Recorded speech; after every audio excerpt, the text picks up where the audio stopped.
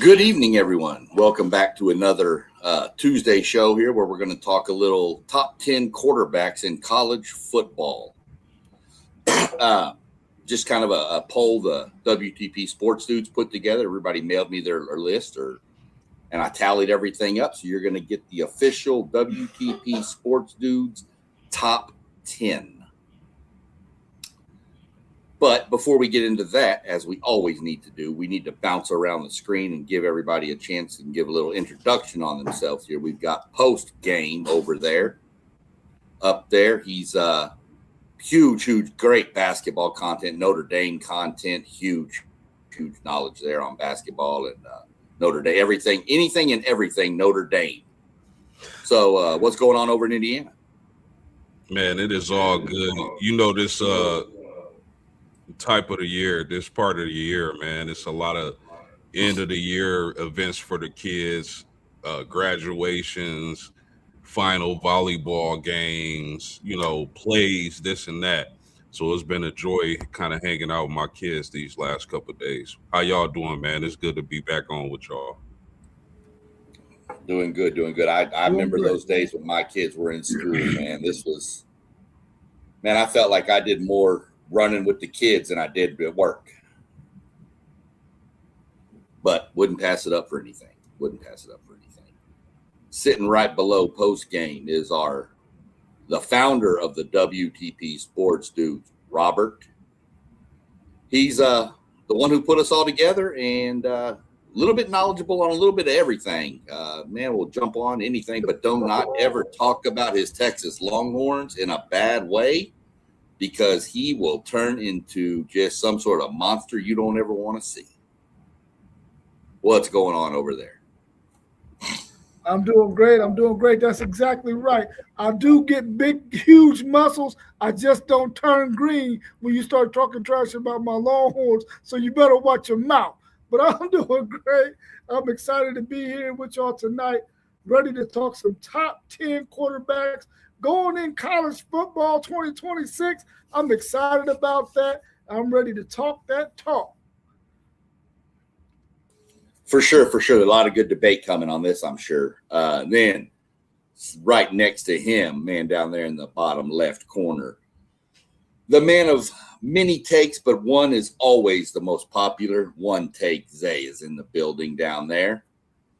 I know you're going to have a lot going on. He's our hardcore Buckeye right there. So he's already been throwing the horns down because those two got a little something coming up here in a few months. So we're going to see how that plays out. What's going on in your world, brother? Nothing much, man. Ready to get it cracking. Yeah, y'all know Rob going to crawl up into his cave in September, man. We might not see him after that, man. Yeah, we may not. I guarantee we'll see him at the end of the year, though, for sure. So, without any further ado, gentlemen, as we did this exercise today, I asked everybody to send me their top 10 plus some honorable, just some extra names outside that you thought, whatever. So everybody sent them to me. I wrote everybody's down, printed them off, tallied them up. Obviously did like we did for our top 25, 10 points for first place vote, all the way down to 1 for a 10th place vote. And with that list, we came up with a top 10. And before we get into our top 10, you'll see when we get into this, you can tell there is 6 quarterbacks that are separated from the rest of the pack. And when we get into the top 10, you'll see that it's a pretty noticeable difference on who we all thought were the best. But before we get into the top 10, let's go through some honorable mention. These guys did not get any votes.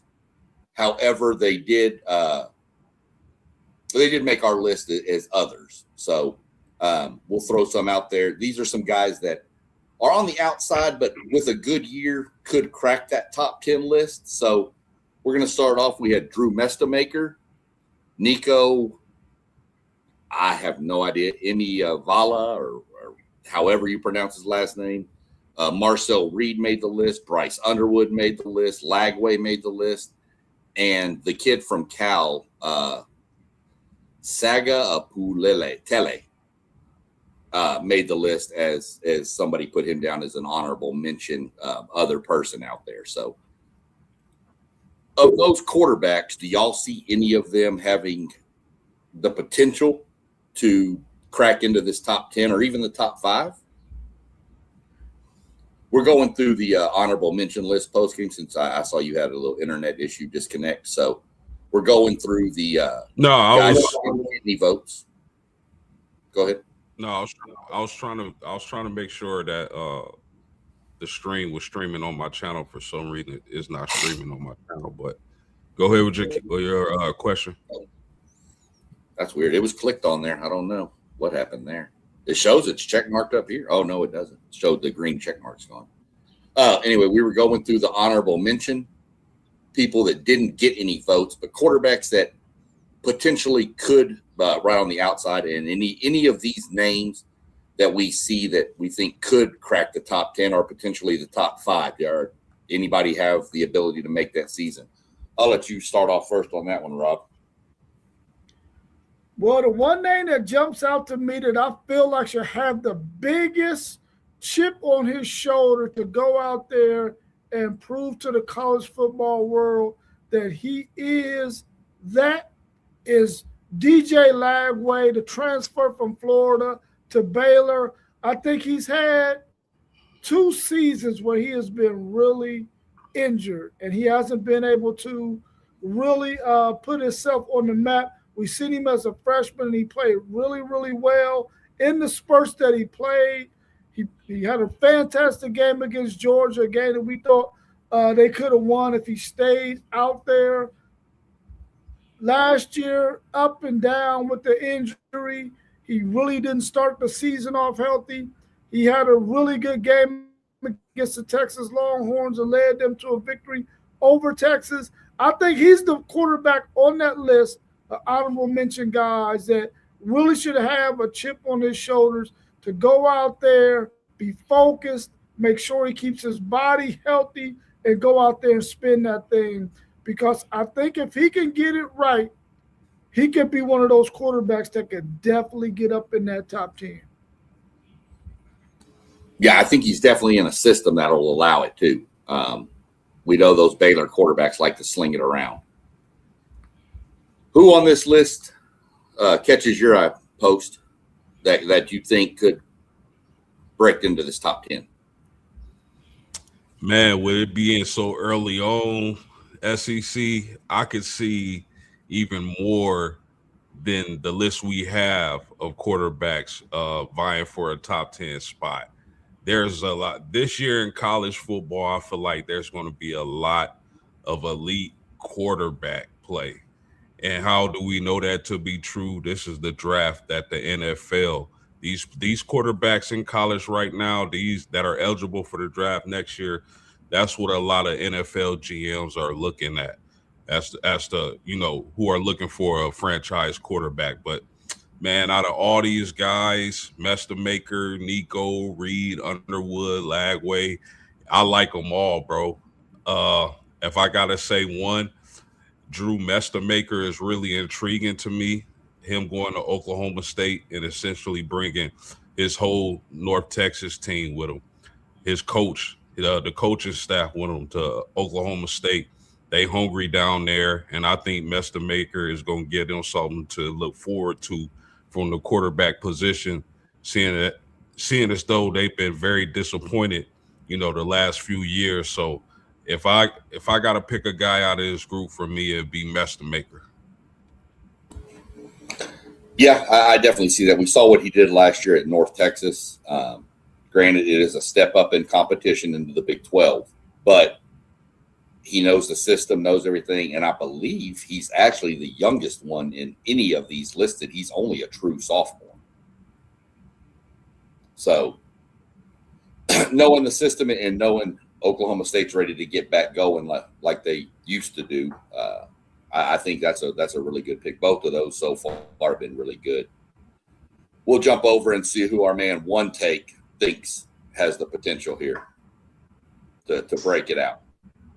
Yeah, I ain't gonna lie. It was Mr. Maker for me too, man. He had over 4,300 yards passing last year. I think 40 something touchdowns, single digit interceptions.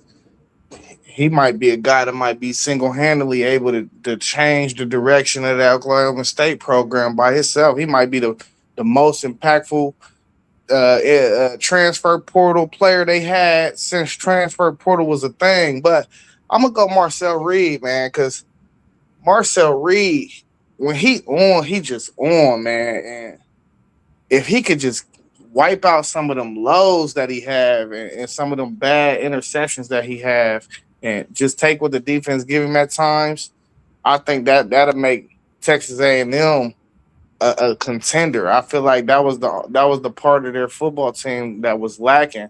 Is his lows is just low. So I'm gonna go Marcel Reed. Well, I obviously like that pick. I agree 100% spot on both. And even what you said post game, it is early to put this out there, but it's just kind of a fun little thing to do. But I definitely agree with you, Zay, 100%. Reed. I think Reed has an extremely high ceiling and I think his gap from ceiling to floor is the widest of any quarterback on this list. He could be phenomenal if you watch the second half of a South Carolina game, and he can be horrendous if you watch the first half of the South Carolina game. But for me, mine was Mestamaker as well. That's just who I had my eye on. I'm kind of curious to see what Lagway can do. I'd like to see a bounce back season, being that he's a Texas kid. Nico, I don't know what we're going to get out of him. I'm really interested in this quarterback out of Cal. I'm not going to try to pronounce his name again, but I'm really interested. That kid has gotten a lot of buzz on talk shows that I've listened to and other podcasts. They're giving a lot of buzz to this kid. So, name to watch out of Cal. A lot of people are saying Cal's the sleeper in the ACC to take the be in the title game. So, we'll see how that plays out. Moving into our next little batch of players, which is these were just the others receiving votes, just missed out on the top 10. And there is these. We have Lenora Sellers, Jennings out of SMU. I think it's DeAndre Williams and Sam Levitt. Kind of thought Sam Levitt would be a little higher up, get more votes, but I guess the injury is kind of pushing people pause button on him right now. So we'll start with you post game on this one. Thoughts on this group and missing it? Do you think any of those would have been in the top 10 when you sent your list in? Did you think somebody else would move them up? Yeah, I absolutely personally had Jennings in my top 10. I like what Rhett Lashley and that offense does. I know Jennings kind of had a down year last year. I completely expect him to bounce back. I like the receivers they got there at SMU with Cooper, Smith, and Knight. I think they can get the job done this year in the ACC and make some noise. But, I mean, another really good group of receivers. Like I said earlier, some of these guys could move into the top 10, at least my personal top 10 by the time we get further or closer to the season starting.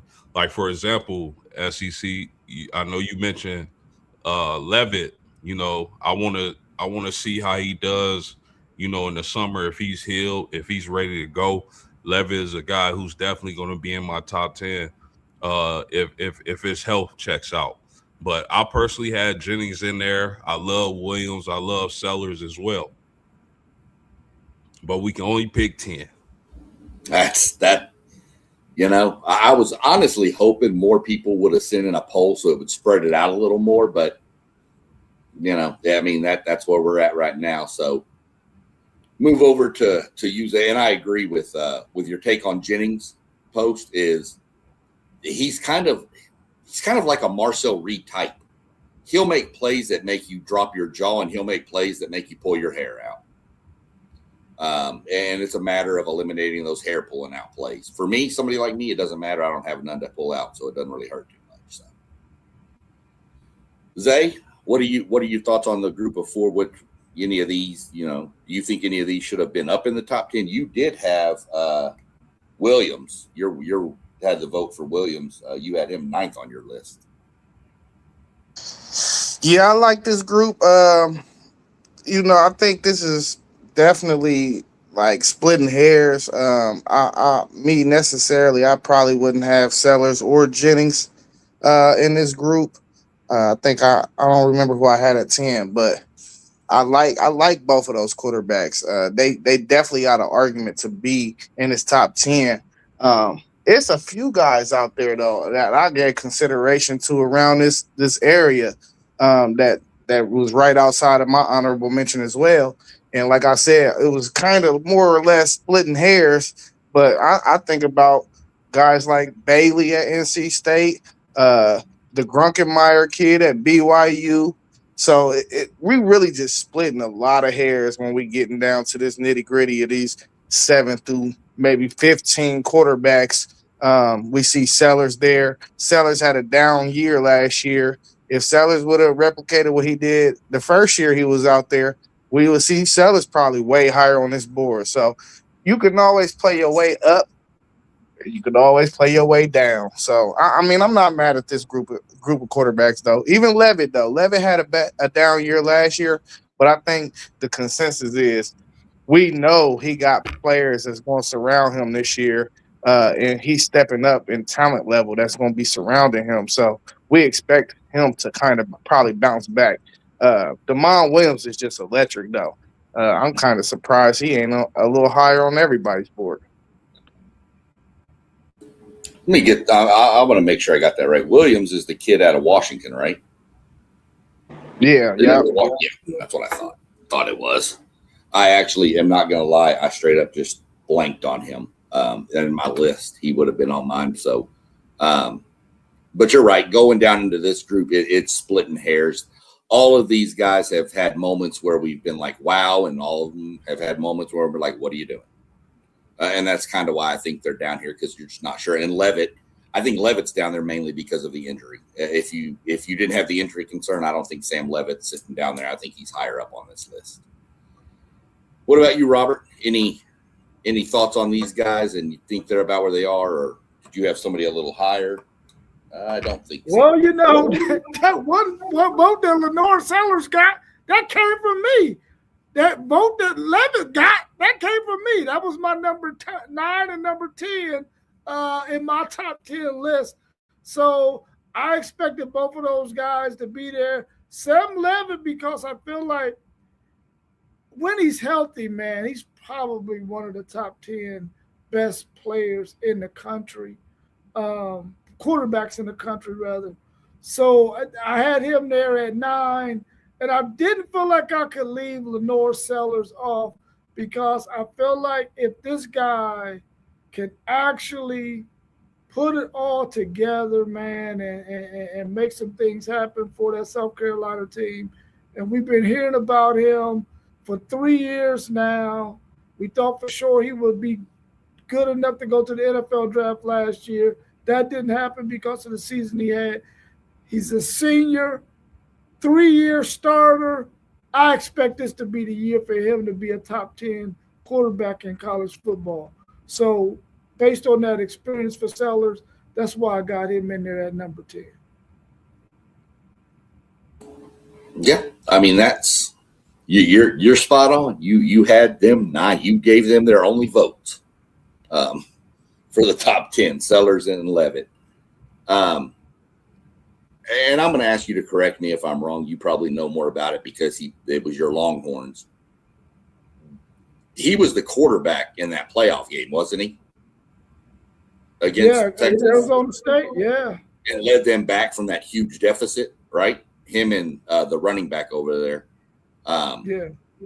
But he played like a dog to bring them back. I remember catching some of the highlights. I didn't obviously watch most of the game, but I saw a lot of the highlights, and I couldn't remember. I thought he was the quarterback, and he was really hyped up last year coming in, but then, of course, got injured, and that just kind of derailed that. So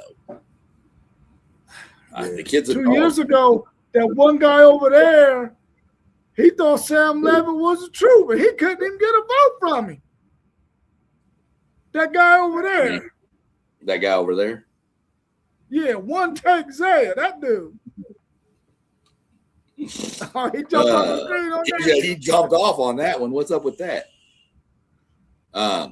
Real quick before we get into the top here, we got Level Up Sports with what's good this evening.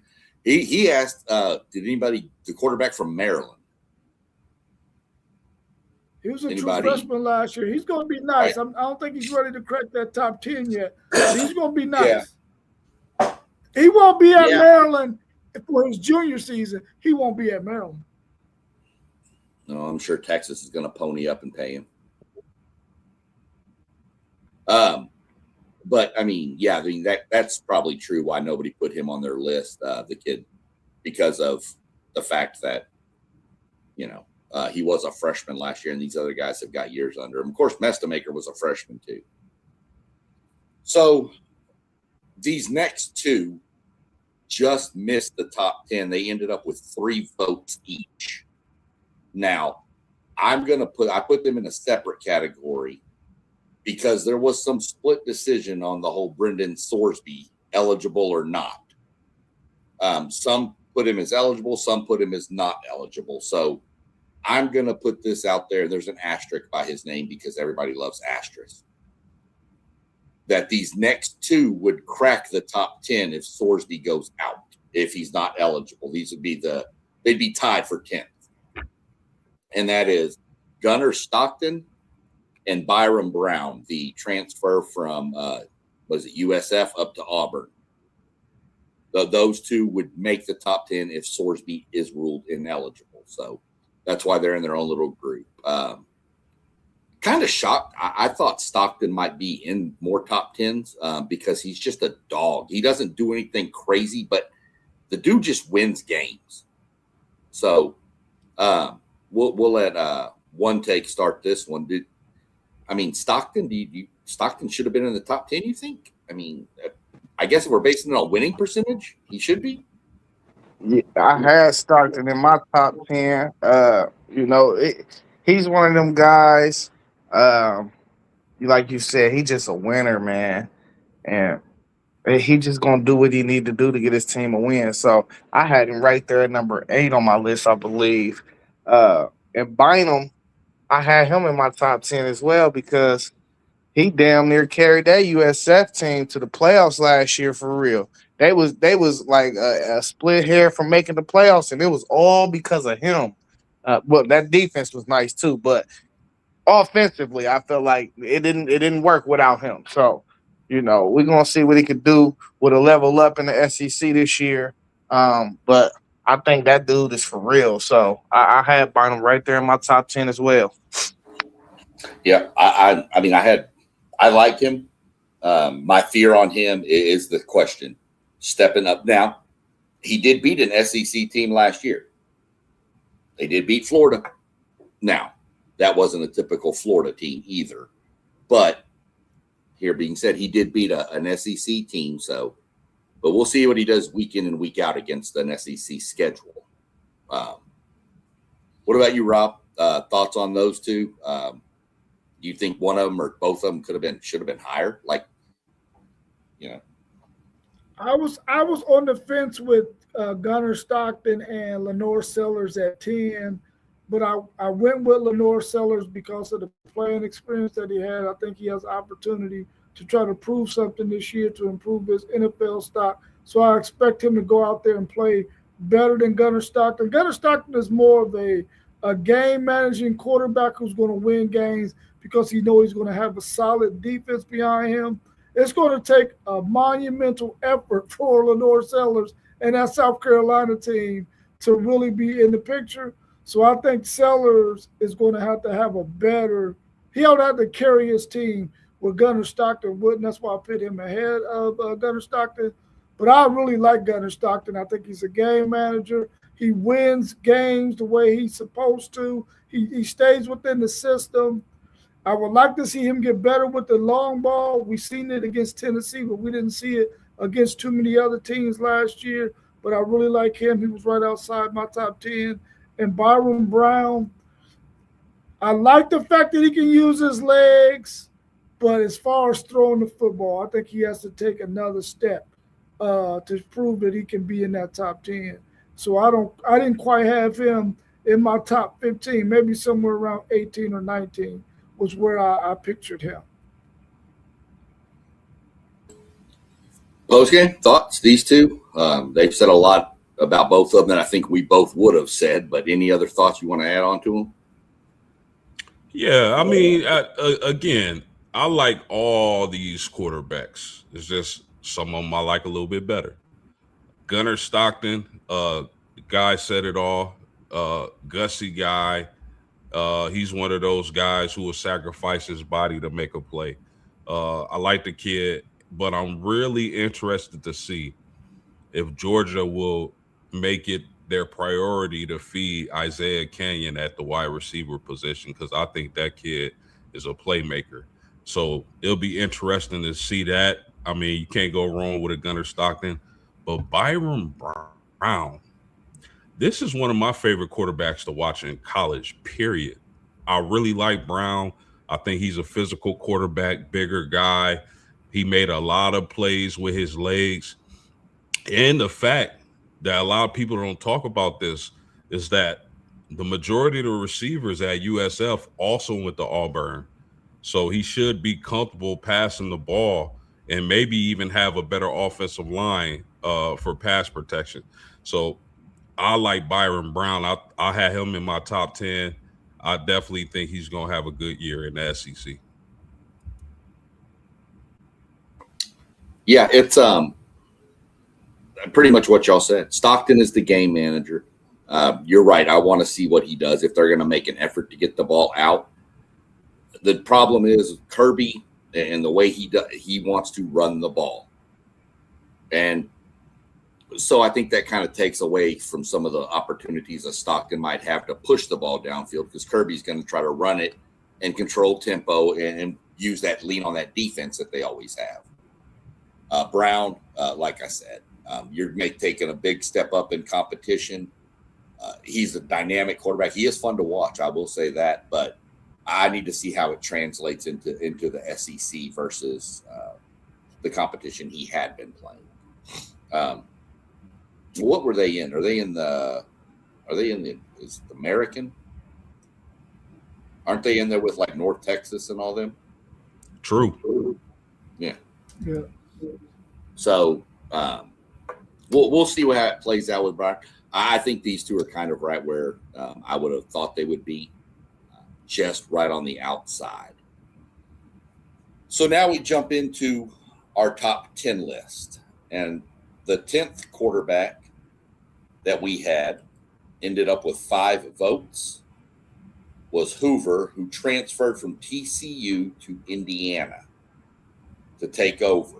Big shoes to fill up there at Indiana. Good quarterback. In my mind, I think he's making a step up in competition level from the Big 12 to the Big 10, of course. So we'll see how that plays out. Thoughts on Josh Hoover? Start off with Robert on this one. Well, Josh Hoover, welcome to the Big 10. I had him in my top 10. One thing about this guy, though, is he can spin that football. But what he's going to have to get used to in that Big 10 is, listen, you may not have a balanced offense unless you can run the football. And in the Big 10, their main priority is stop the run and make you one-dimensional. Can Indiana prove again this year that they can run the football? If they can, Josh Hoover is going to be lights out. He's going to ball because he got a run game. He can hit him with the play action and all that good stuff. But if they can't run the football, he's going to have a tough time in the Big 10, where the defensive backs are a lot better and they got better pass rush than they have in the Big 12. But I think he's going to fare really, really well. The system is going to fit him. I'm quite sure that Cignetti and those guys are going to have him well prepared week in and week out. I like Josh Hoover at 10. I think I had him somewhere close to maybe 7 or 8, somewhere around in there.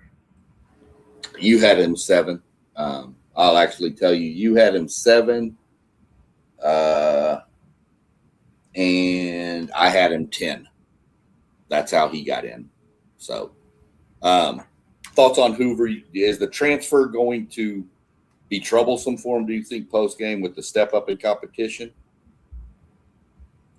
No, not necessarily. Because if you look at Josh Hoover, he's been around college football for a while. He's made a lot of throws, a lot of plays. He's played a lot of football. That's the exact type of quarterback that Kurt Signetti is going to go out and get. He fits what he wants to do on offense. I think I know it's hard to say people are sleeping on Indiana this year, but I think people are sleeping on Indiana this year. I think they're going to be just as good. I love the Nick Marsh getting the transfer portal. And let's not forget Charlie Becker will be back as well. So he's going to have a lot of weapons to play with. Can they do it again? I'm not saying they can or can't. I just think that Indiana, just because of the logo, is being slept on a little bit. Just a little bit. I could see that. I could see that for sure. As are one of the resident Big Ten supporters here, what are your welcoming thoughts for Mr. Hoover scrolling up in here into the Big Ten?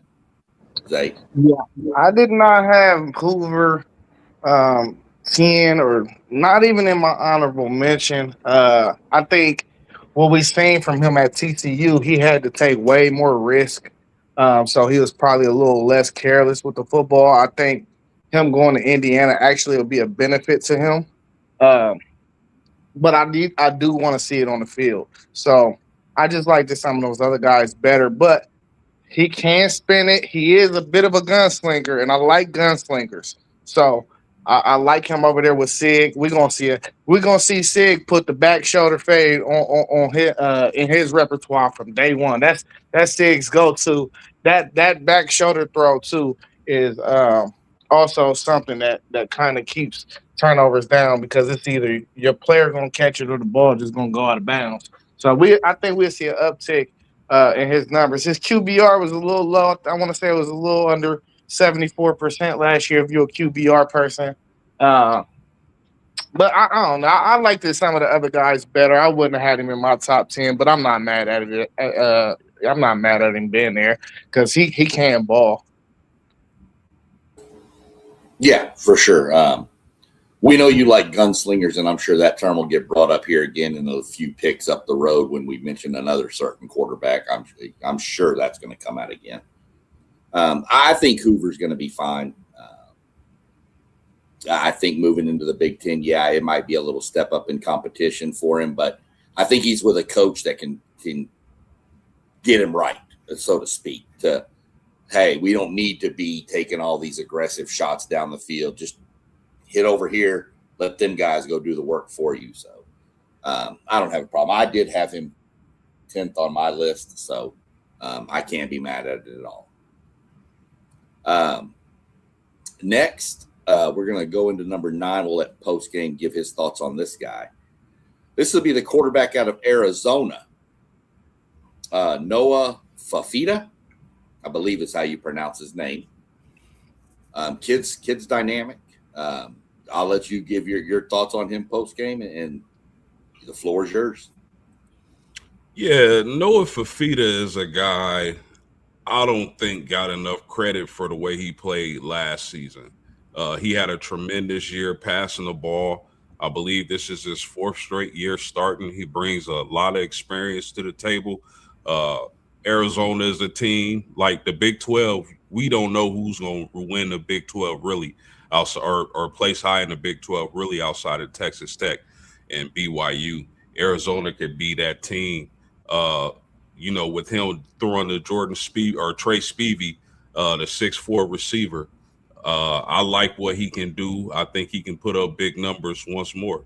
So Fafita was definitely a guy in my top 10.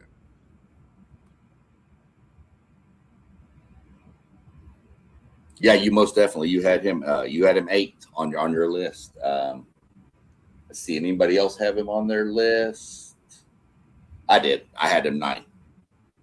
So, Zay, thoughts on Mr. Fafita? Yeah, hey, listen, he's a hooper for real. I forgot all about bro. I ain't gonna lie. When I did my list, he totally slipped my mind. He's yeah, Brett Nice. I'm not mad at that at all. For real. I'm sorry, I forgot about him for real. I probably would have slid him somewhere around this range too.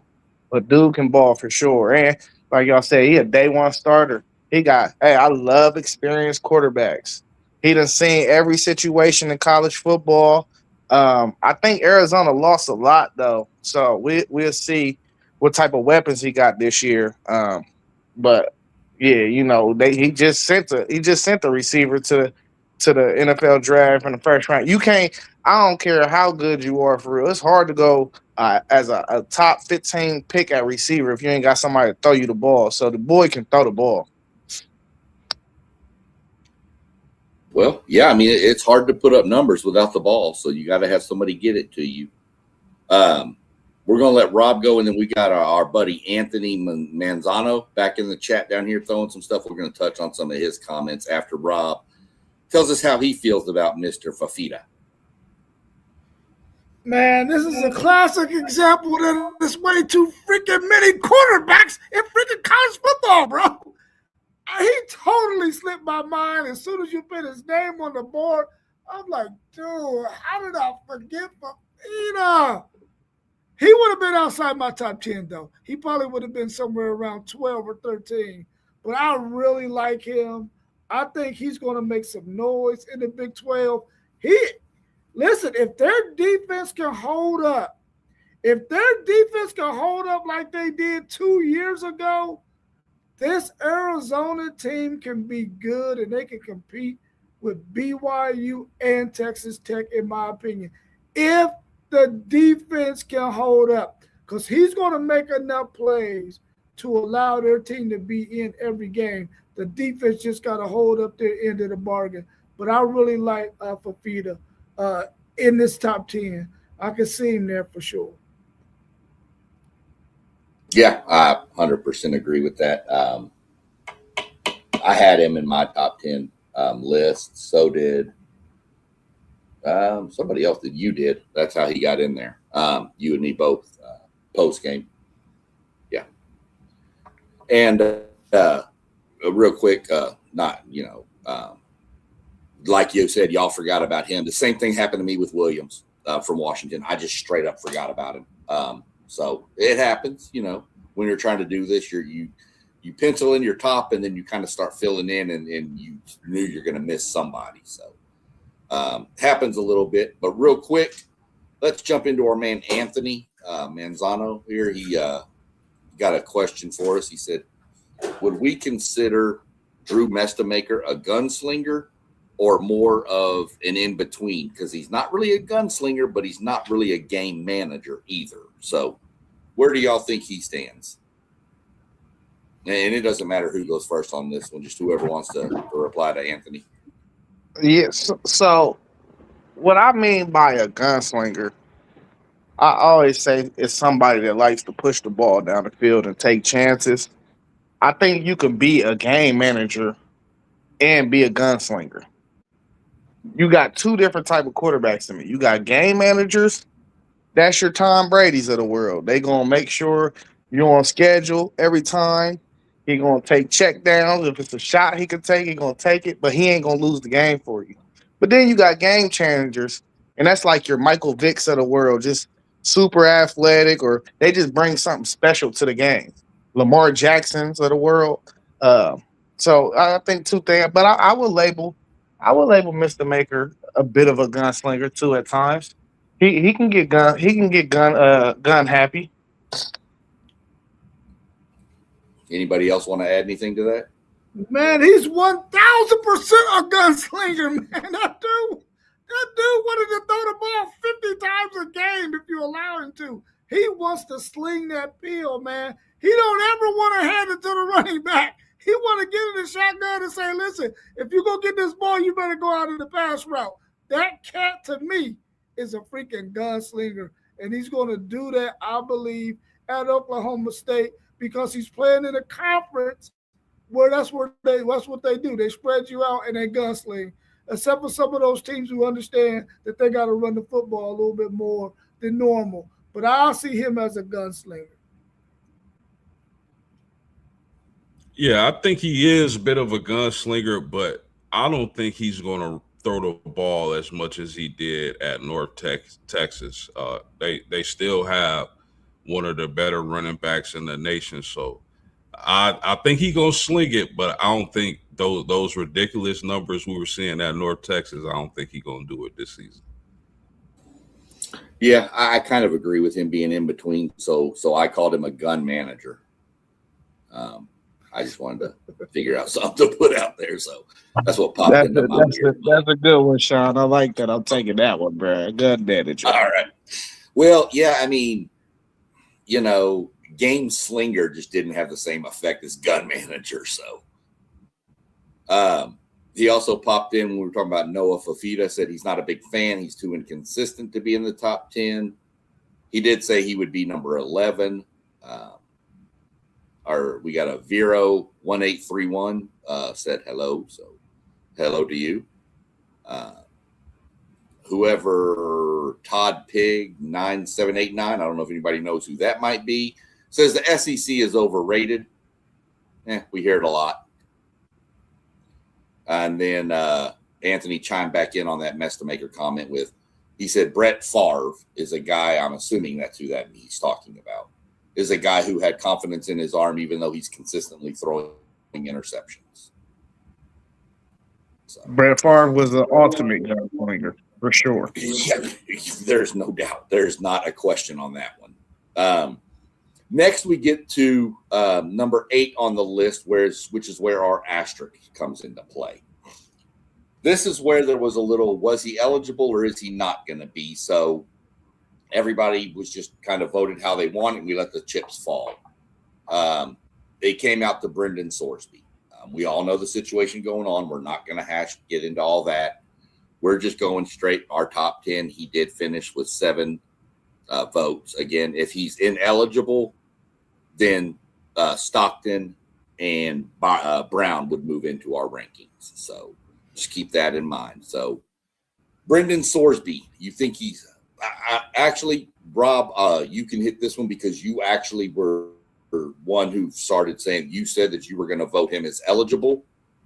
So I'll let you go ahead with why he's there. Well, I think he's definitely probably one of the top 10 quarterbacks in college football. He got a lot of playing experience. He was leading that Cincinnati team that I felt like they weren't very, very good. They had a pretty decent defense that kept them in games. But I felt like him at the quarterback, he was able to get some serious wins for that team who's had a chance to win the Big 12 last year, that Cincinnati team. I like Sorsby. Apparently, Texas Tech likes him too because they pulled out the Brinks truck for him. I know we got old Texas Tech man 9144 in the house with us today. I like Sorsby. I think he's probably around 6 on my list, somewhere around in there. I like him. I think he's going to be a good quarterback if he gets to play. He's going to be playing on one of the better teams in the country in Texas Tech, who's going to have a good defense behind him that's going to allow him that if he does make some mistakes, this defense can come in there and give him another opportunity to get out on the field and correct things and get some wins for them. So I like Sorsby right there. I think he's going to have a good year if he gets to play. And that's the underlying question nobody knows when doing this ranking is what's the answer? Post and Zay, y'all voted that he wasn't going to be eligible. You left him off your ranking, but totally fine. There was no right or wrong answer on that. That was just kind of a decision. So based on our rankings, with him playing, obviously, thoughts on Brendan Sorsby and what he brings to Texas Tech. And it doesn't matter. Either one of y'all can go. Whoever wants to jump on this first. Yeah, I mean, absolutely. If he's eligible to play, Brandon Sorsby, I think, is definitely going to be in the top 10. Like you said, or like Rob said, Texas Tech apparently loves him too, because they paid him a lot of money. But I mean, if he plays, I think he'll be great. I think Texas Tech will win the Big 12. If he doesn't, it's a lot of question marks. Yeah, if he's eligible, which I don't think is, I think it's more likely he's not eligible than he is. That's why I ended up leaving him off my list. But if he's eligible, he got the potential to be a top five quarterback. If you ran it back last year with that Texas Tech team, all they was missing at quarterback was a guy like him, and they probably could have did something in that playoff. Yeah, it's good we have Texas Tech fan in here on this one. He actually just posted a comment about this whole thing. He said Sorsby's team thinks he's going to only get a 4-game suspension. We're not going to get into the debate on whether we think that's right or wrong. That'll take up another. We'll be on that topic for hours. So he said that was said 8 hours ago. So yeah, in my mind, if he's eligible, Texas Tech is Texas Tech. They're going to be fine. If he's not, I think Tech could be in problem. We'll see. They do have a quarterback who did get some time last year still on the roster. So we'll see. But he was injured last year too. So we'll see how that plays out with Tech. Well, if he only get 4 games, they should survive. Unless they lose all 4 of those games. But Wilhelm ain't that bad. No, they're not that bad. Yeah, if it's only a 4-game suspension, I think Tech will be fine. But we're going to see what happens. We'll let the system do what it does. Moving out even further west, we're going to go to Mayava out of USC. And this is obviously, we're into names now that was pretty much on everybody's list. I don't think Robert had him on the list actually at all. Did you, Zay? No, you didn't either, Zay. So I guess I had him on my list. Oh yeah, I had him right at 7. Yeah, you did. You had him right here. That's my fault. I looked at the wrong thing. Yeah, you had him 7. Post had him 8, and I had him 8. So since you had him ranked higher, we'll let you jump first with this one. What do you expect out of the kid? I mean, got all the talent in the world and got a stable of receivers out there. Yeah, I was talking about QBR earlier. You know, if you're a fan of QBR, he was second in the country in QBR last year. Dude was really playing lights out for real. I don't know if people was paying attention to him, but he was really playing lights out. He did have some extraordinary weapons over there with Jacoby Lane and what's the crazy kid name? Lemon. Makai Lemon. Thank you, Rob. Makai Lemon. He had definitely some talent over there. I know Lincoln Riley gonna have some receivers over there. I don't really expect him to lose much in the weaponry department. I think the key thing that really helps him is that run game, though. When you can keep a team off balance, you can make them pick their own poison. So as long as their running game is strong again, I expect him to have the same type of stat line he had last year. Now, the only reason why I had him so low is because when I watch him play, I think the guys that I ranked over him, it just looked way more natural. Like it's something stiff about him. And, I think just the guys above him either got more juice or it just looks way more fluent when they're in the pocket. So, but nevertheless, we right in this alley where we seeing a lot of these dudes right here, man. If you need a quarterback next year and these dudes perform well, you can just scout all of them and figure out who fits your system the best and go get them. Yeah, we'll jump from who had him ranked highest over to we're going to let Post go. He had him ranked 8, and then we'll let Rob finish since Rob hates the guy apparently and decided not to rank him. Yeah, I mean, Mayava has a cannon for an arm. He can really get the ball downfield. My concerns is that, he lost Lane and Lemon to the draft. I know USC is a program that recruits great at the wide receiver position, but are those guys going to be able to step up and replace the production from a Lane and Lemon? So that remains to be seen. But I mean, Mayava is definitely a top 10 guy for me, man. He has a really talented arm on him. Yeah, this the is receivers. Oh, I'm sorry. Go ahead. No, go ahead. I was going to chime in on the receivers. I'm telling you, the receiver to watch out there is Feaster, the Booby Feaster kid out of DeSoto. That kid is electric and phenomenal. So, Rob, you didn't even have him in your just missed top 10. Rob has no faith in this kid leading a team, apparently. No, it's just another classic example of so many freaking quarterbacks out there, man. He totally slipped my mind too. I mean, especially when you go back and you think about the wide receivers he had, the season that he had last year.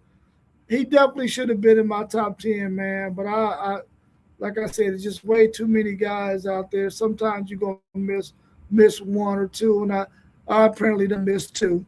So, I mean, I really like the guy, though. But the thing is, though, he's not going to have those two wide receivers. He's going to have Feaster, but is he going to be able to put more on his shoulders and lead that USC team to at least a Big Ten conference game? Or is he going to make them reach the college football playoffs? It shouldn't have to wait till we get to 24 teams for USC to get into freaking college football playoffs. But that might be the case. He needs to get them there, and I think he needs to get them there this year because otherwise Lincoln Riley's seat might get hot unless that defense turns around. I just think he's a really good quarterback, but he got to put some more on his shoulders and lead that team, that USC team, to the college football playoffs, or at least get into the conference championship game in the Big Ten. For sure, we're going to try to speed up a little bit through the top 6 here. This is where the gap happens. This is where you can tell everybody had all these guys on their top 10 for sure, but you can see the massive gap. Mayava came in at 7th with 11 total votes. Our next one up is our number 6 quarterback, Julian Sayin from Ohio State with 24. So a 13-point gap from 7 to 6 kind of tells you where the line's drawn as far as we all believe. So we'll let Zay go last. He's probably got some good takes on him. Rob, you can hit this one first with Sayin. I really like Julian Sayin. I think I might have had him in my top 4 or 5, around there. I really like him. I think his completion percentage was off the charts. I think he ended the season at maybe 78% completion rate. The thing that concerns me about him is when he doesn't have those big-time guys, does he fall off a little bit? And I think we might have seen a little bit of that last year. But his accuracy is off the charts. I really like Julian Sayin. He was his first year starting. I think we're going to see an even better Julian Sayin in 2026. He got a year under his belt. He got a chance to go back and watch that film, see where he might have made some mistakes, see where he probably should have used his legs as opposed to holding on to the football and taking the sack. I think we're going to see a really good Julian Sayin. That's why I had him in my top 5. He lands at number 6 in our poll. Post game. Yeah, Rob made interesting points, man. When you talk about Julian Sayin, obviously a Heisman candidate, really accurate kid. Here's the thing. When I think about Ohio State and I think about Julian Sayin, and I think about them hiring Arthur Smith as their new offensive coordinator, could this be a better fit for what Julian Sayin does? And it ultimately help him be a better quarterback? Because we all know Arthur Smith. He used a lot of 12 and 13 personnel. They want to be physical. They want to run the ball. They want to set up play action. Could that be a better fit for Julian Sand? That's the thing I'm interested to see. Good point. Yeah. Ju saying he definitely is a laser target guy. He's not a risk taker for real. He doesn't take too many risks. Um, I think post game, he hit it on the nail. I think Arthur Smith and his play style is definitely gonna fit Julian Sam better. I think as far as the numbers, you might see a downtick in turnovers, but I don't really think his numbers can really get better than what he did last year. I mean, he had an 88 QBR. You know, he can probably get closer to 4,000 this year if that play action, that run game is humming a little bit, and he can push the ball down the field a little bit more this year. But Julian Sand came in at 5 for me, right around this area. So that's pretty much accurate for real. 6, I ain't mad at 6.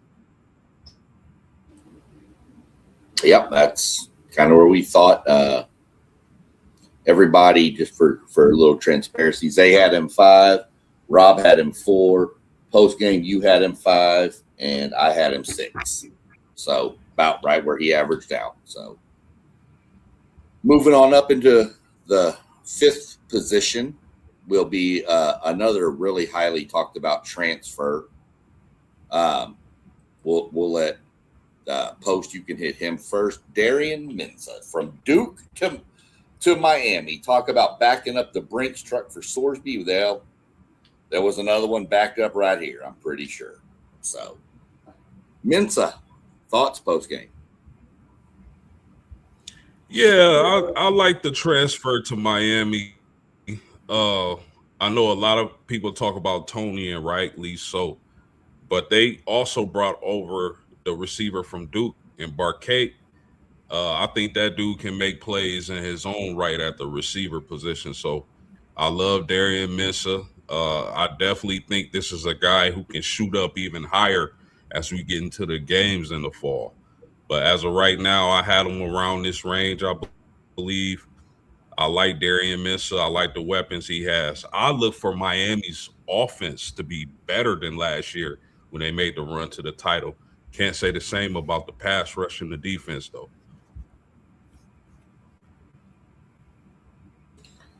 Yeah, that's how I feel about this pickup too with Darian Mensah. Darian Mensah is going to be a really good quarterback for that Miami team. He's playing in a conference that he's already familiar with. He's already going to have a lot of tape that he's already been through with the teams that they're going to be facing.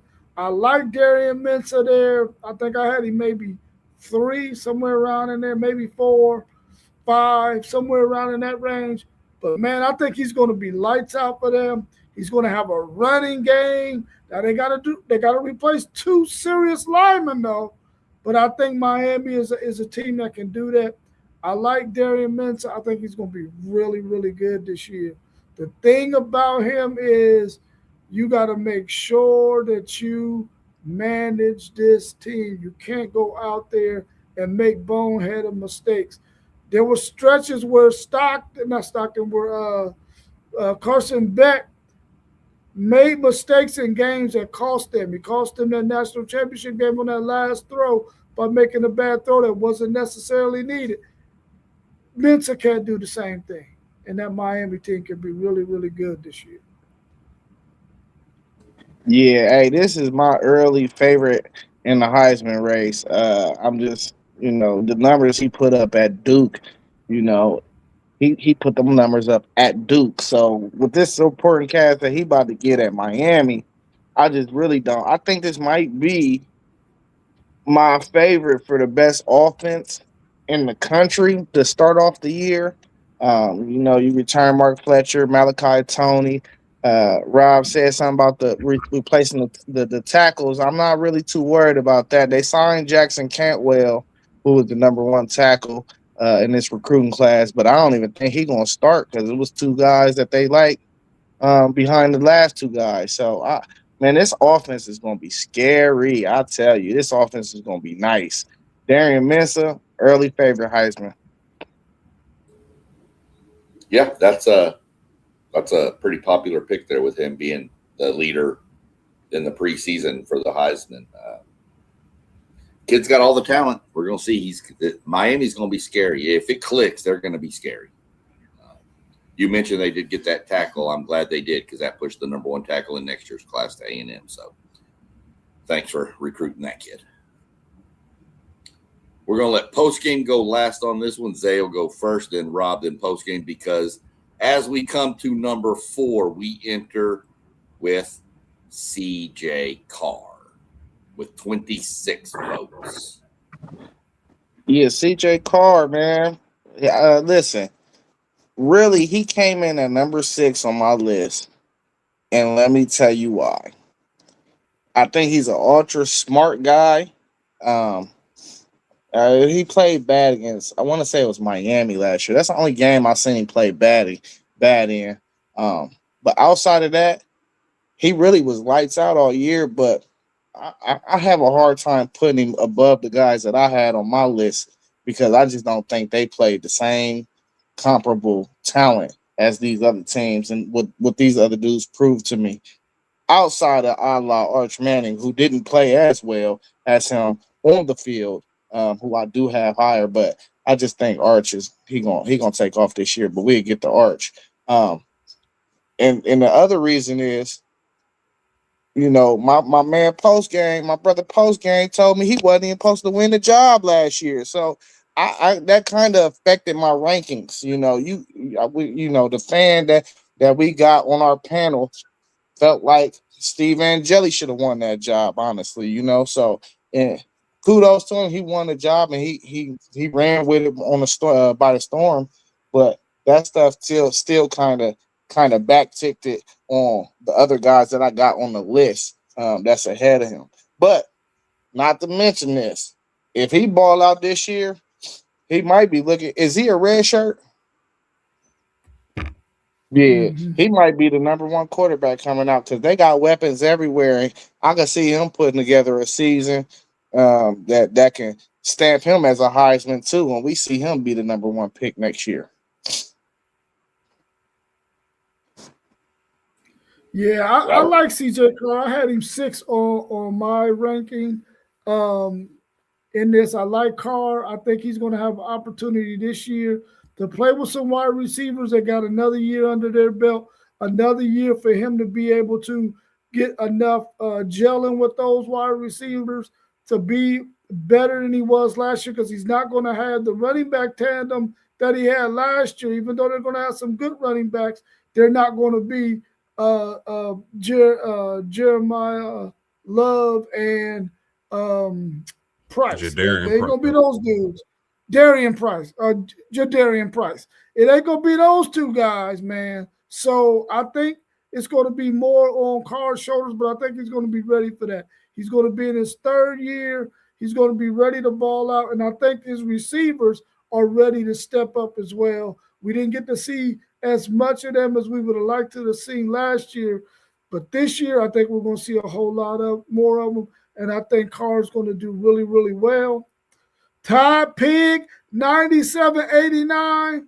I know you're saying that the SEC is overrated, but I guarantee you're one of those guys who's watching the SEC football week in and week out because it's always the hottest thing on TV when it comes to college football. And you can say what you want to say about Arch and put the LOL behind it, but you already know Arch Manning balled out those last 5 or 6 games of the season. So you might want to retract that LOL. You might want to retract that.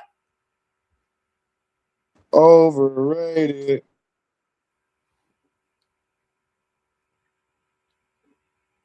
Go ahead, postgame. Tell us about CJ. Well, first of all, I think any of these guys, once we get to this range, any of these guys can be 1 or whatever order you got them. But I'm pretty sure we got it down packed that this is the cream of the crop. CJ Carr to me is a little bit underrated in our own polls. This is a guy who has all the weapons to be one of the best players in college football, regardless of position. Tom Brady, anybody heard of him? Said last year he's the best quarterback in the nation.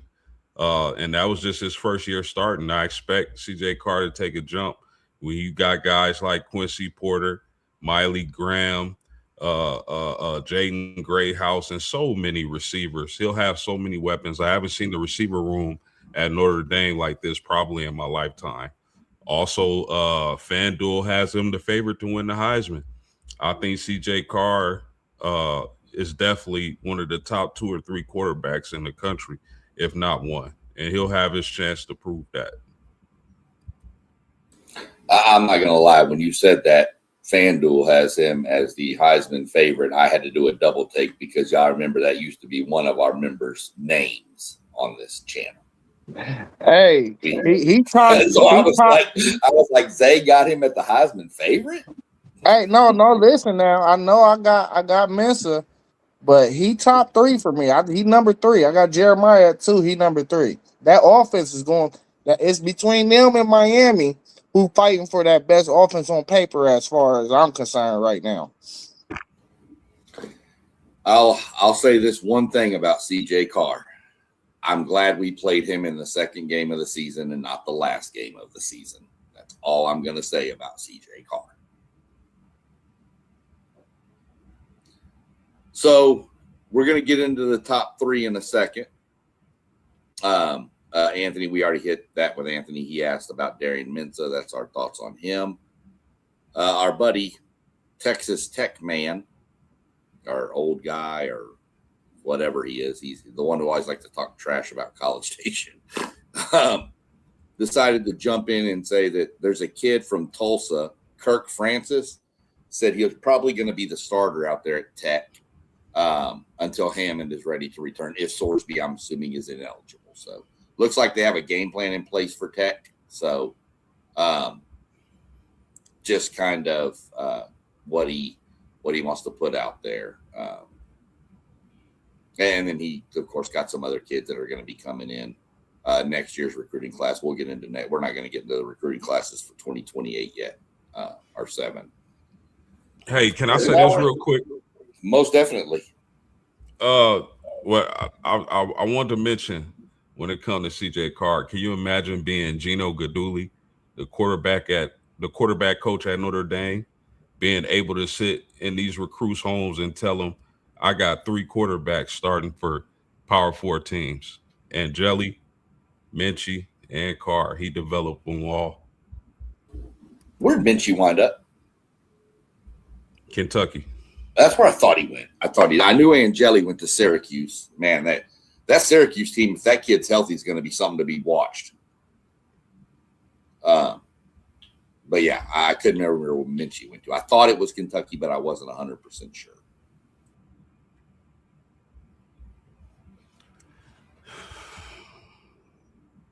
Jumping in the top 3. Trinidad Chambliss, Ole Miss. Got approved for an extra year of eligibility. Helps when you have a Mississippi judge over the case, I'm sure. But Trinidad Chambliss. Rob, I'm going to let you hit this one first because you're going to go last in a few minutes. So you can hit this one.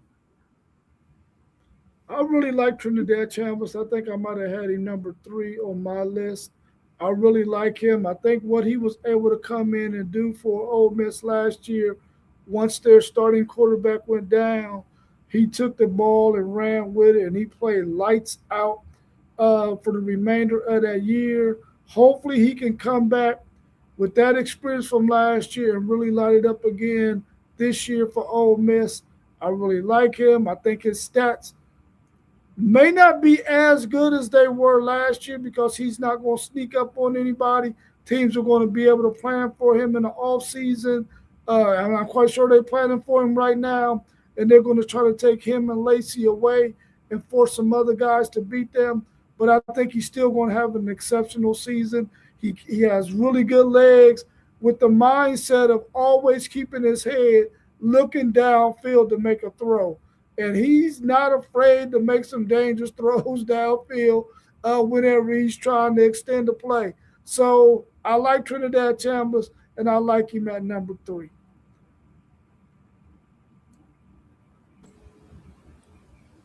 For sure. Not a bad one there.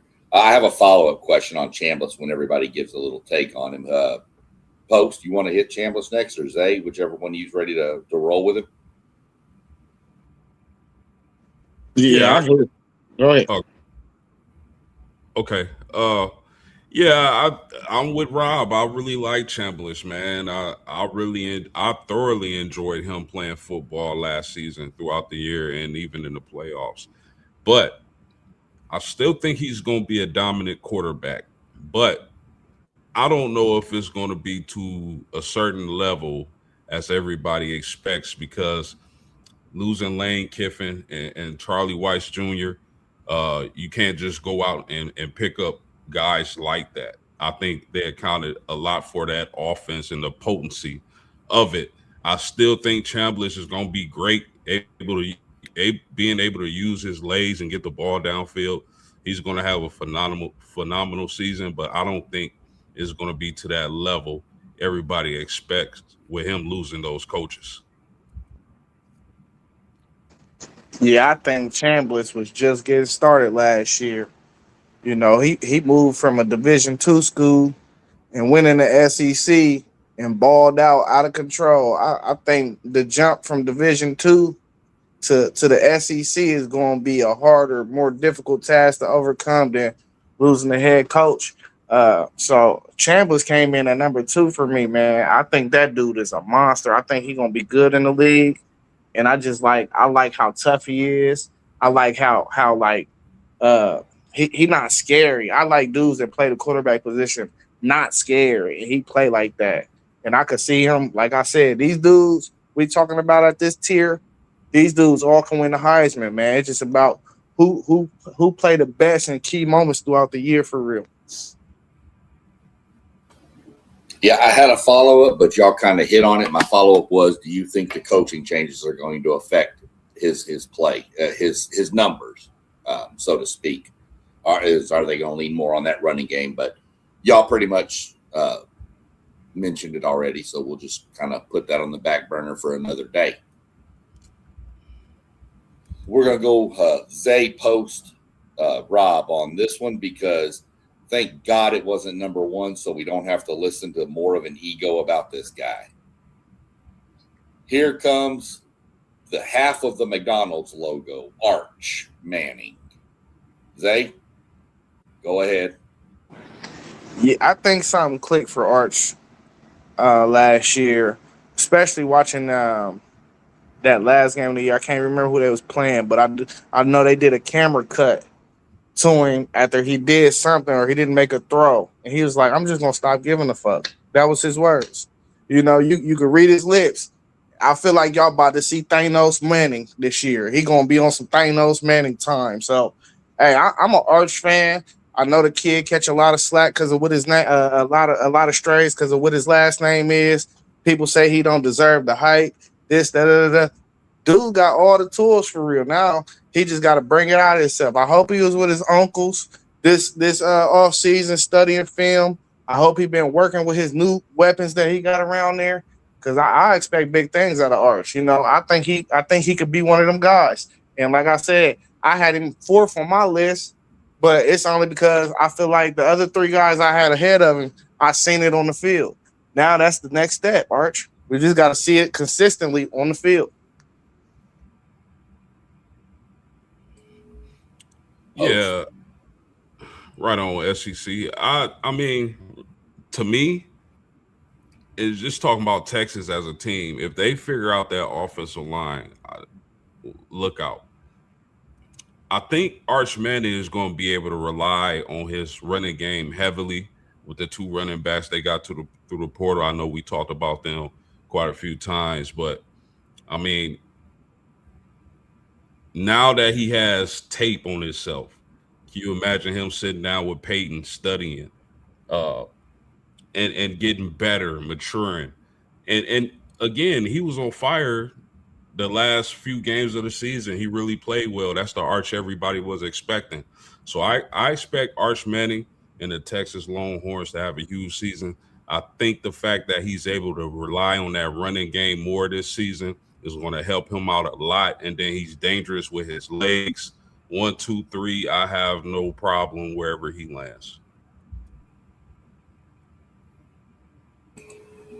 Man, our Longhorn know what it expert. is. That's his shot. No, that's his shot. You gotta come in there, bro. Let me take over. No, Let's we go. can just move on to number one. Do y'all care? Y'all just want to go to number one? Y'all just want to move to number one? Oh, okay. I'm putting number Go two. I'm putting number 2 on my board too. So I didn't have him at number 1. But I'm gonna tell you right now, old Texas Tech man 9144. Listen up. You better be glad you don't gotta face Arch Manning, because he will shred y'all up like some Swiss cheese. Listen, I think this guy understands how to play the game. He ain't got all that noise in his ear, all that stuff in his head. He ain't worried about that pressure. This guy overcame some serious stuff last year, man. And I'm telling you right now, like One Take Zay said, he just said, fuck it. And he gonna go, and he went out there and started balling out. I think he understands I ain't always got to throw the deep ball. I got running backs I'm going to be able to check down to. I got a tight end I can check down to extend these drives, and I can use my legs if I need to too. I ain't got to always go for the home run ball. I think he got caught up in that early in the season, along with the fact that everybody had put a lot of pressure on him to be such a great quarterback because of that last name on his back. But I think this year he's been working with those wide receivers. And I don't know if y'all know this, but they're in Louisiana, and they're out there kicking it. Him, Emmett Mosley, Ryan Wingo, Cam Coleman, and the other guy to transfer from Wake Forest. They're in Louisiana throwing the ball, working out. And those guys are gelling. Something that we didn't get to see Arch Manning do last year with the wide receiver core because those guys was banged up. I'm telling you right now, if this offensive line does what it needs to do, Arch Manning, with a Steve Sarkisian mind, is going to ball out. He better ball out, because I need it. I need my Texas Longhorns to make it to the college football playoffs, win the national championship. So this guy down here at my left, quit talking that trash at work. Hook. Oh, man, you funny, man. So there's your Arch Manning hour presented by Robert. Yeah, I mean, I'll be honest. I think when Arch made that little fuck it and I'm just going to play, I honestly think there were reins put on him to not run the ball. Seriously. And I think he just said, fuck it, I'm going to do it. And just once he started running, a whole dynamic changed. Like I said, I mean, if we play Texas, if A&M played Texas earlier in the year, I think we beat Texas. Same with CJ. I think if we played Notre Dame, if we flip those two games, we beat Texas and we lose to Notre Dame. I honestly feel those quarterbacks made that much progression throughout the year on both sides. So I actually had Arch number 1. I'm still hoping that if I keep putting Arch in Texas number 1, that the jinx is going to kick in. But I will say this: Arch was seen hanging out on the A&M campus with a girl from A&M. So he like a little A&M, woo woo. That's all right. Well, that's right. We're trying to find out who she is so we can tell her what to cook for him before Thanksgiving. Man, you crazy. He using her. It ain't the other way around. That's all fun. I mean, don't order pizza in Utah before a playoff game either. Hey, do y'all play them this year? We play them every year. Yeah. Yeah, she about to make Hey, she about to make somebody weak at the knees right before the game, bro. For Arch. She doing it for Arch. Then we're hoping she do it.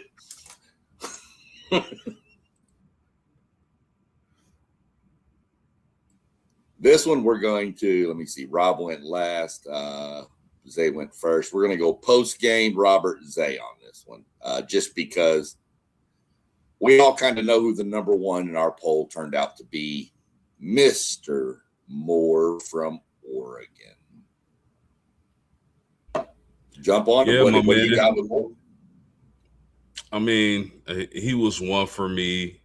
Here's a guy, if he would have entered the draft, he probably would have went second to the Jets. He had a good year last year. I think it came out where he was dealing with something mentally or something through the season. So that tells me he should be a lot better this season. Having DeCorian Moore and Evan Stewart as weapons, I know Oregon lost their offensive coordinator, but I believe they promoted from within. They should be fine. I expect Mr. Moore to have a heck of a season. I loved him coming out of high school. This is a guy who was supposedly silently committed to Notre Dame, and that switched. But it is what it is. I can't take nothing from him. He got talent, all the talent in the world. If he puts together the type of season I believe he can put together, we're looking at the first overall pick. Yeah. Man, he was. My bad, Zay. Nah, it should go ahead. Yeah, go, Robert. I'm going to have Zay go last. Yeah. I had him number one on my board as well. Man, when I'm thinking about it, I'm sitting there like, dude, if the right teams get the top 10 picks, the ones that need quarterbacks, bro, we're going to see a rash of quarterbacks that we all, I think, feel like are going to be really good NFL players, man. And when those dominoes start to fall to those teams that need quarterbacks, they can't go wrong with a lot of these guys that we got on this list, especially not them top 5 or 6 guys. I really like Dante Moore. If Evan Stewart can stay healthy, along with DeCorian Moore, the top 2 wide receivers in the last couple of years coming out of the state of Texas, they're going to be so freaking talented, man. And I'm telling you right now, and I hope that this is the case.